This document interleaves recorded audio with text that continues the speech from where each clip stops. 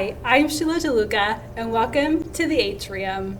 I am so excited. All of us at DeLuca Leadership, the Business Link, and Spark Niagara are extremely excited for the launch of the program, the Atrium. As you would think of growing, cultivating, and harvesting a garden, conversations on the Atrium will focus on the planting of seeds for a growth mindset and the rising to a healthy, hopeful, and optimistic bright future. Our shows will focus on a theme based on the guest star's experience for motivation and encouragement. Here on the Atrium, our intention is to allow for the conversations to be open and genuine regarding where we go from here and what matters most. Our stories hope to inspire the professional and business communities, the volunteer programs, and families. Our guests are the exemplars of the top business and community leaders and critical thinkers whose word matches their action, because that is what we need now, action. Our guest today plays no victim when he serves the people of Niagara Falls, since he has been victorious in leading for 26 years. He enjoys shaping and molding the future of our city. This man takes an active leadership role that produces long-lasting results for many to enjoy. Outside of his community involvement, him and his wife Anita are both respected high school teachers in Niagara Falls, and together they are parents of 3 lovely children. He is the example of a loyal leader, a loyal teammate, and a loyal family man. So there is no surprise that he has a loyal following. It's with great honor that I introduce to you today a friend, a colleague, and a strong advocate for the City of Niagara Falls, Councillor Victor Pietrangelo. Hi, Victor. Hi, Sheila. How are you? Great. How are you? I'm great. Good. I'm so excited to have you here today as one of our first guests on the Atrium. Yeah, I'm so excited too. It's like, wow, the first guest. I mean, come on. The first guest. You know, the last time I saw you, you're running 50 kilometers with fellow Councillor Miszk, and it was a long day, and I just was wondering, you know, what went into that planning, that thinking behind wanting to run 50 kilometers. It's 50, not 15, 50, and 50 seems a lot to someone. Sometimes 5 seems like a lot to someone, so I'm just trying to understand, you know, what went into that thinking behind running 50 kilometers. That started kind of as an idea that we wanted to do something. We wanted to do something that was positive, obviously. And, you know, being in this COVID situation where we're in a provincial state of emergency, we were coming up on the 100th day of lockdown. And both of us felt that that was really significant, being in lockdown for 100 days. So we wanted to do something with a 100 theme. Originally, Mike had suggested, let's run 100 kilometers. I'm glad I talked him out of that. And I'm glad we settled on, let's just run 50 each of us, and we can add those 2 50s together to make 100. Right. And that was our 100 challenge. So that's really where it started. And then from there, we kind of, you know, let it morph a little bit into, you know, well, let's make sure that, you know, we put the message out there that we're all in this together. Because really we all are. We all have to do our part. So that's why we ended up choosing Community Crew. They're a great organization. They feed kids lunches in different schools right across the region. And I don't know that everyone knows, but when COVID first hit and schools closed, they didn't stop feeding kids lunches. They just ended up bringing them to their homes. And right now with COVID, it's very difficult to do fundraisers.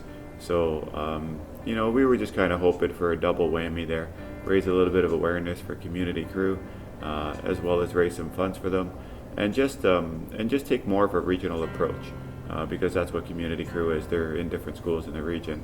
So we ended up, you know, starting in St. Catharines, and then we ran to Thorold, then we ran to Welland, and then we ran to Niagara Falls. So we kind of got to cover a lot of ground there. You made a loop. Yeah, That's fantastic. And much appreciated, definitely. Yeah. What was the most challenging part of that day for you? Like, there must have been some challenges.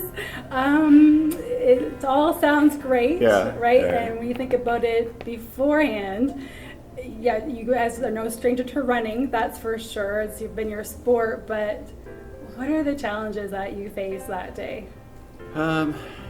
Well, I mean, first and foremost was the heat, right? I mean, the only 100 I didn't want to see was on the thermostat. Yeah, there's all kinds of different things that lead up to it. You know, there's a bit of anxiety every time you have to do a long run. You know, you're always checking the weather to see, you know, what it's like the next day. On that day itself, it was probably the heat which led to, you know, a lot of loss of liquids, a lot of fluids, a lot of electrolytes, a lot of salts coming out of your body, which leads to cramping. So that was some of the challenges, but it was all brought on by the heat, really. Right. So. Yes. What got you through those challenges? You know, it was a lot of fun going through the training schedules. You know, committing yourself to, you know, getting out and running every single day or every other day, whatever our commitment was, you know, that we made to each other. That was a lot of fun. A little bit stressful at times because not every day do you feel like, you know, going out for a run. But it's something that you get through together. And then there's a little bit of the anxiety, right? Every time, you know, you got to go out for a longer run, you know, you don't have a great sleep the night before, things like that. But all in all, I mean, it's just a matter of, you know, setting that goal and making it to the end, really. Absolutely. How did you get started with running, and how old were you when you first started to run? Well, I don't think I ever ran as a kid. You know, I'd put my shoes on and go for runs. That never happened. I grew up loving sports, playing sports, you know, whether it was soccer, or I loved lacrosse, I loved squash, got into ball hockey later on, you know, but it wasn't until I actually met my wife, Anita. Anita's a runner, way better than I am, by the way. You know, that was when I first started to actually go out for runs, and then it became part of my lifestyle once I started to have kids, or once we started to have kids, because, you know, you look at your day and it's so packed, and you think to yourself, okay, I have 45 minutes or I have an hour. You know, I can actually put my shoes on, get out the door, and get back within that time frame. Right. So that's when it really started to become part of my lifestyle. Yeah, and you wanted to spend time with the love of your life. There you go. Of course, there right? You go. Absolutely. Yeah. And to adjust, right? To adjust into a different routine, a different lifestyle, and still being active, still being healthy physically and mentally, right? It makes that connection to, like, how do I keep that commitment to my overall health, so and your family. Yeah. So that's very admirable. That's amazing. So thank you for that. So you're no stranger to the sport of running, that's for sure. So let us shift focus a little bit here and share with us, what were your first reasons, your first intentions for running for Niagara Falls City Council? Initially, it was my father. My father always believed that I would be a good fit for it, and he always, you know, he would suggest it to me. You know, I want you to do this. You know, I want you to try. You know, and it came down to the point where I just said, okay, Dad, I'll try, and I did, and you know, and I was lucky enough to get the support of the people. You know, and that hasn't changed. So from way back when to here we are today, you know, he was the reason why I got into it in the first place. So. That's fantastic. Yeah, that's cool. Yes. How has that focus changed? Has it evolved? Has it expanded after 26 years of sitting on City Council? What is different with Victor Pietrangelo? Yeah, I mean, well, I think, you know, I was young when I was first elected, so for me it was all about, you know, just making the right decisions. You know, I'm being there, I got to learn, you know, I got to make the right choices, sort of deal. And I guess that sort of evolved into, you know, you get a bit more confident in yourself. You know that you can handle more. So I now take on different things, whether it's chairman of different projects in the city, chairman of different committees. I delve into things. I have the confidence that I'm going to be able to find a solution. So, it started off just kind of, hoping to make the right decisions, and now I think I have the confidence to, take it a step further and say, I'm confident that I can find solutions that work for the city of Niagara Falls and that work for its residents. My next question is, what is your biggest strength as a Niagara Falls City Councillor? And what do you think your focus is that's the most important to you? Probably my strength is my experience. I mean, I've worked with a lot of different people over a lot of years, made a lot of great bridges, with them. There's that, and then there's the depth of knowledge, really. I don't think that there's an area or a facet of City Hall that I'm not very comfortable and very confident to talk about. So there isn't any challenge that I'm not willing to take on, and I think really that it's all my experiences that have led me to this point.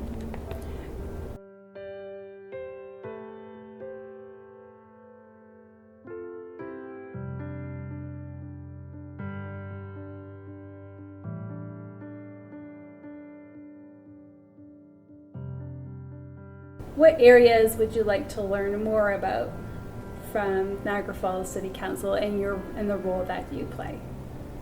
Yeah, there's always things that come up. I mean, Niagara Falls is not the same place today that it was when I was first elected.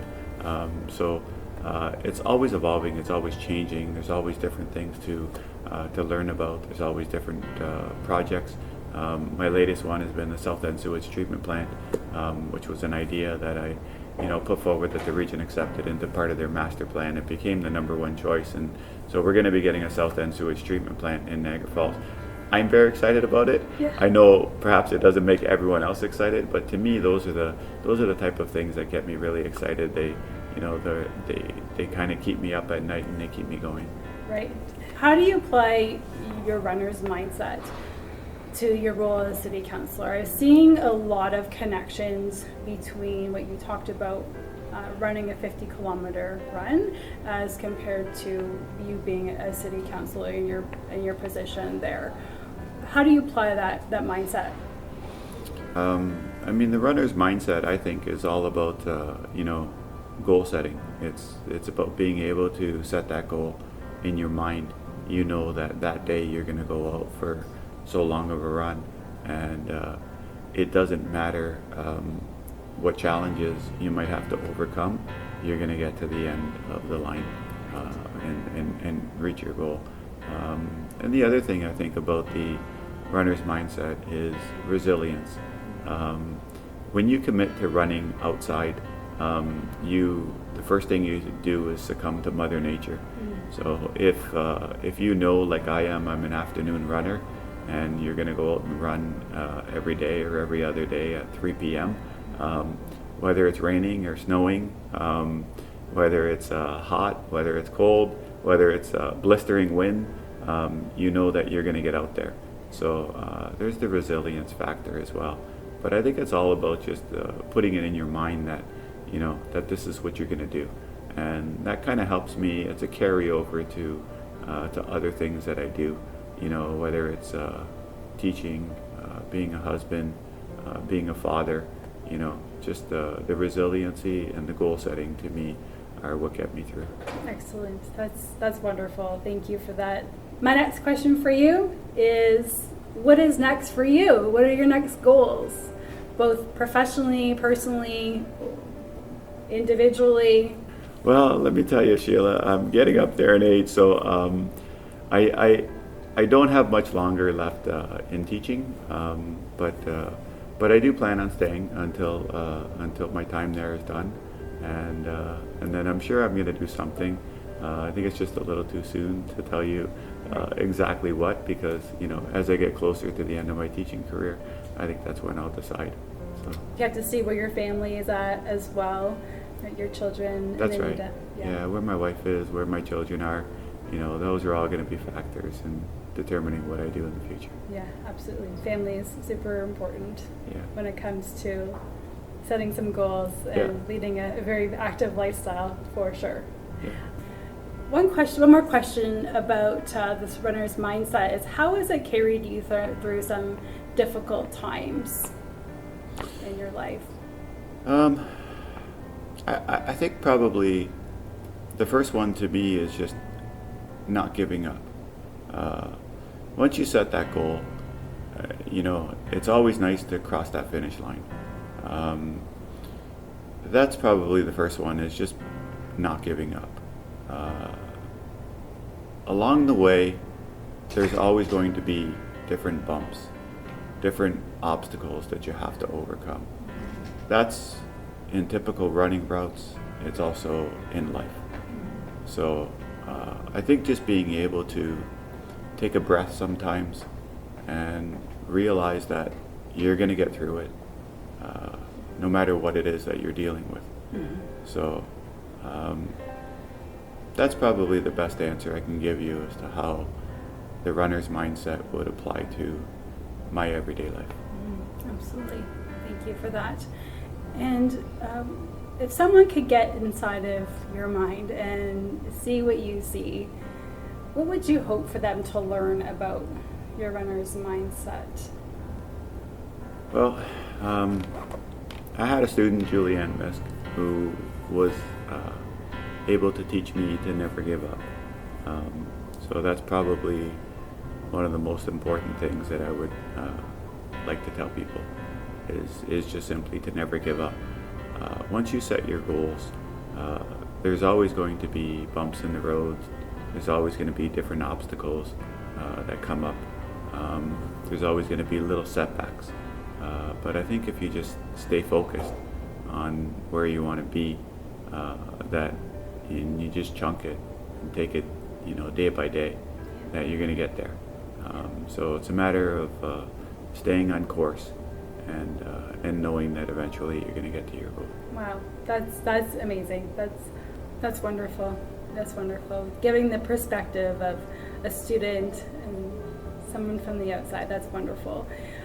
So sometimes we're seen as this, you're seen as this superhero. No.